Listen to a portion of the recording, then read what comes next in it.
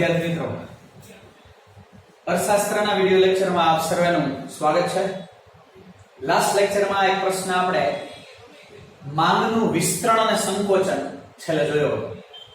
હવે નવો એક પ્રશ્ન આપણે સ્ટાર્ટ કરીએ છીએ, માંગમાં વધારો અને ઘટાડો।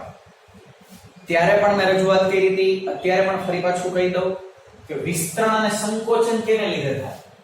તો કે વિસ્તરણ સંકોચન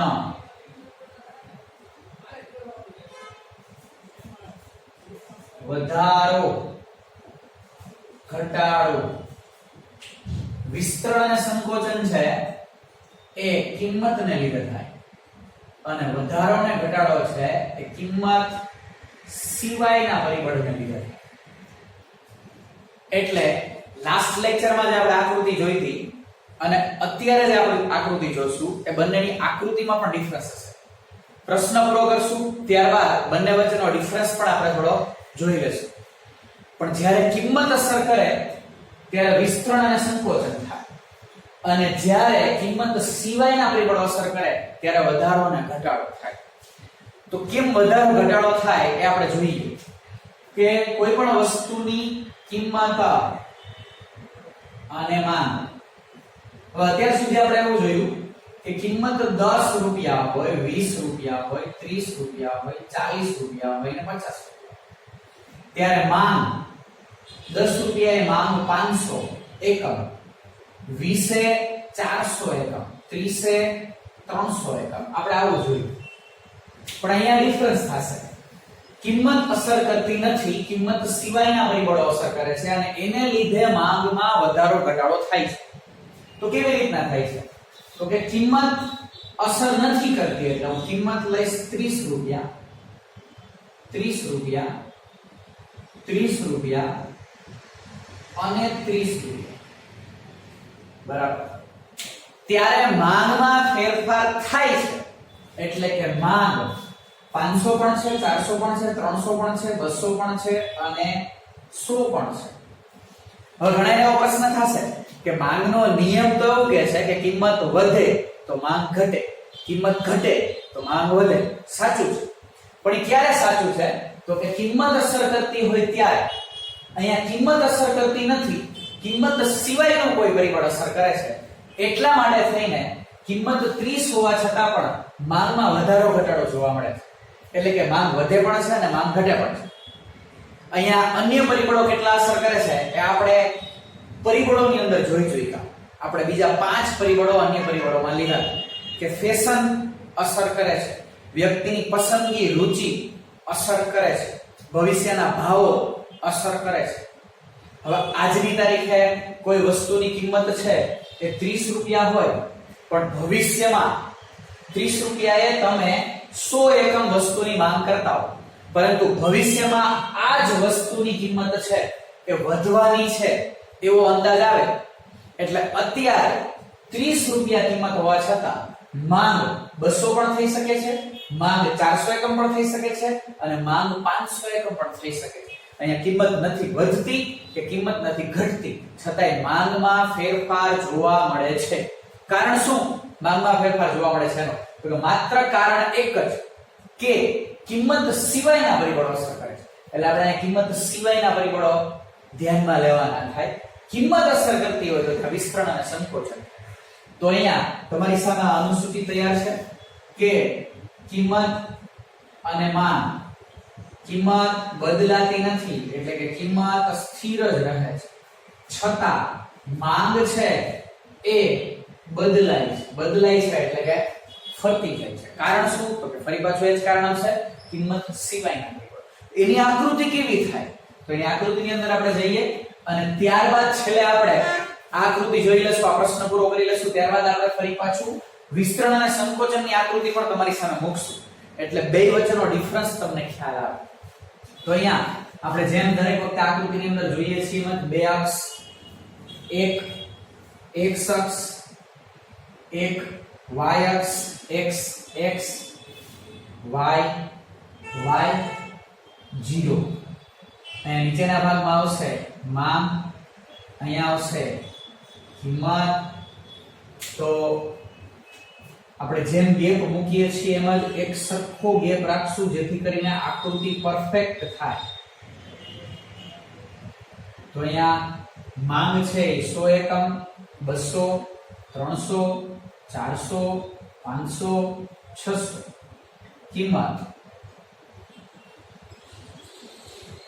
અહીંયા ભલે કિંમત 30 જ આવી ગઈ પણ કિંમતની શરૂઆત આપણે કરશું 10, 20, 30, 40, 50 અને 60. હવે આપણે જોતા જાય કે 30 રૂપિયાએ 500 એકમ માંગ છે. અહીંયા આપણે માત્ર 3 જ બિંદુ લેવા છે. આ A, આ B, આ C, આ D અને આ E. એમાંથી માત્ર 3 બિંદુનો જ આપણે અભ્યાસ કરીશું એટલે કે A, C અને D. આ 3 બિંદુ મૂકી અને આપણે વિસ્તરણ અને સંકોચન શીખવાનું છે. 3 બિંદુ જ મૂકીને શીખી શકાય. તો 3 બિંદુ એટલે કયા 3 બિંદુ? બરાબર, તો કે એ 3 બિંદુઓમાં આવશે પેલું 30 રૂપિયા કિંમતે માંગ 500 એકમ. તો કિંમત કેટલી? 30 રૂપિયા. ત્યારે માંગ કેટલી? તો કે 500 એકમ. એટલે અહીંયા આ પેલું બિંદુ મળે છે.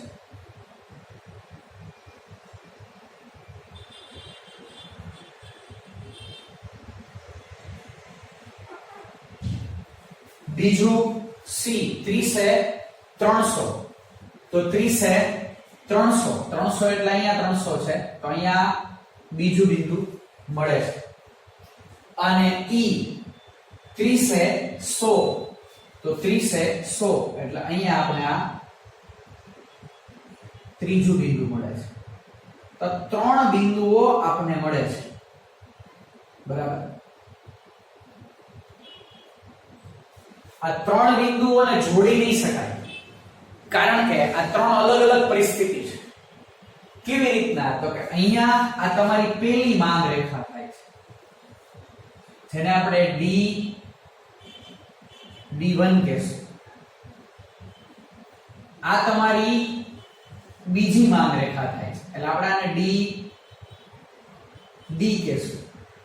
અને આ તમારી ત્રીજી માંગ રેખા થાય છે એટલે આને આપણે D અહીંયા 1 1 આપી દઈએ D2 અને D2 કહેશું.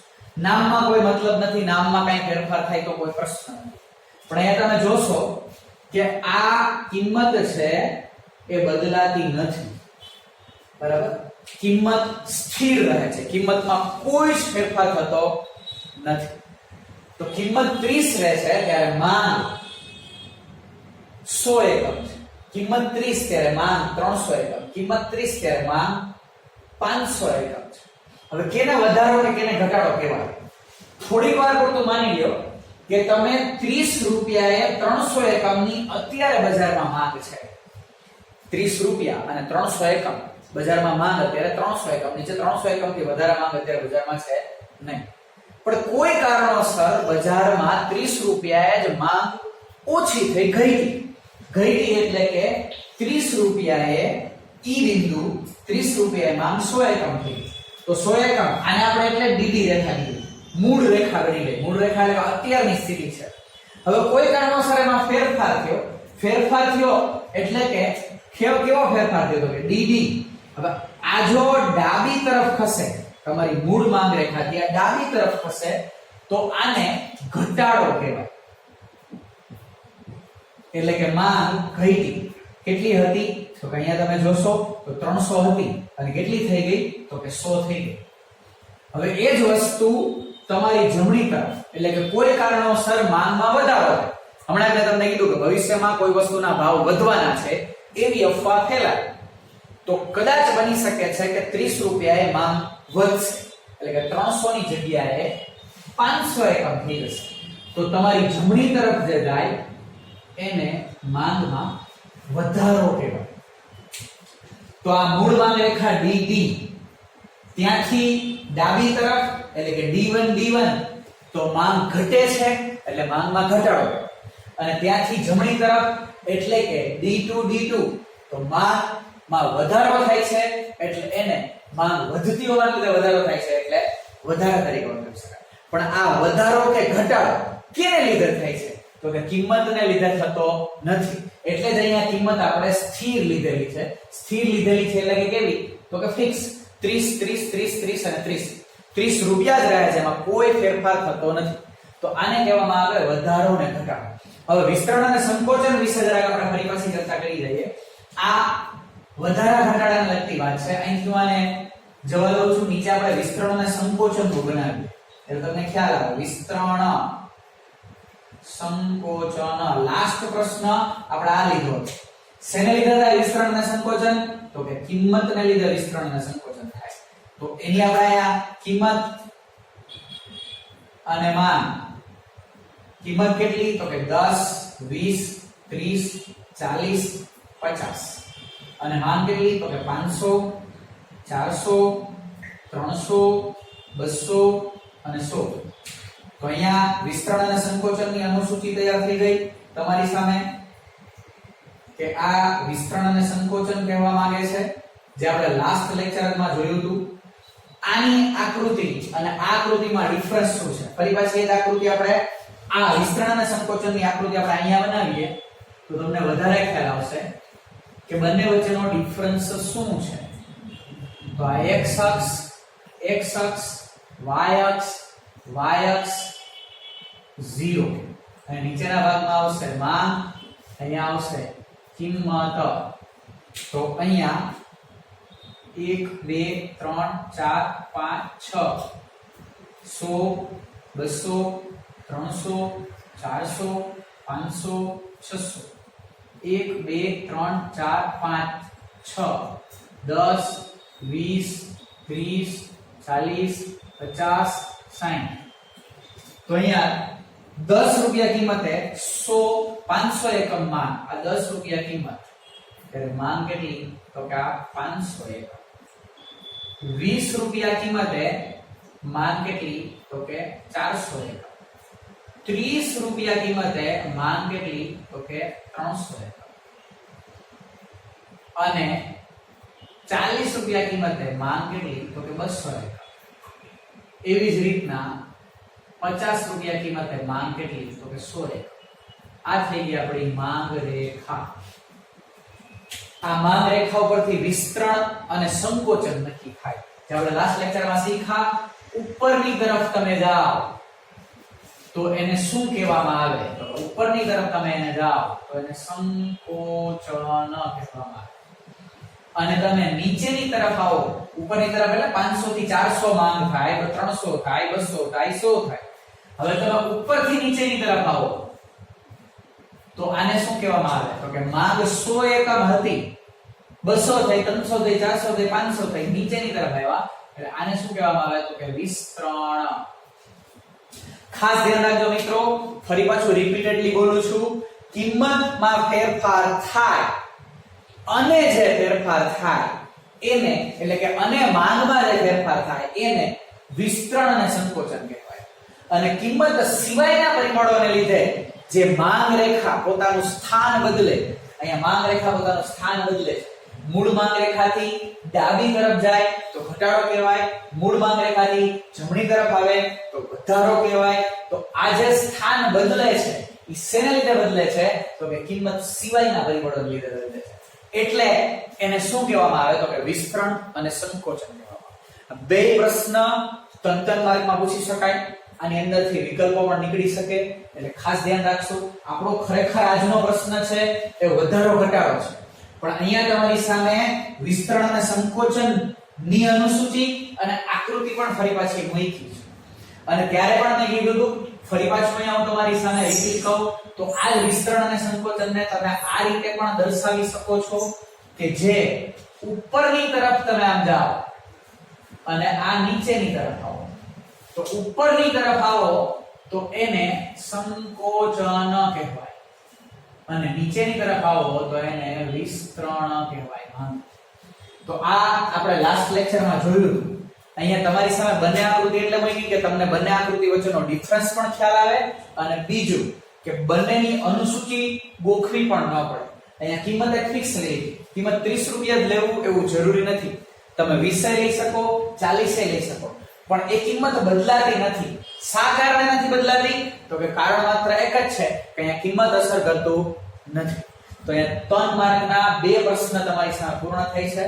બરાબર છે. આજના લેક્ચરને આપણે અહીંયા જ પૂર્ણ કરીએ છીએ. આપ આપનું અને આપના ઘરના સભ્યોનું ધ્યાન રાખશો અને આપના કોઈ પણ પ્રશ્ન હોય તો ટેલિફોનિક વાતચીત અથવા WhatsApp-માં આપ મને મોકલી શકો છો. ચેનલને સબસ્ક્રાઇબ કરો જેથી કરીને હું વિડિયો લેક્ચર મૂકું ત્યારે તમને તરત જ સૌથી પ્રથમ મળી જાય. અને આજના લેક્ચરને અહીંયા જ પૂર્ણ કરતા આવજો. Good bye. જય શ્રી કૃષ્ણ. જય સ્વામિનારાયણ. જય માતાજી.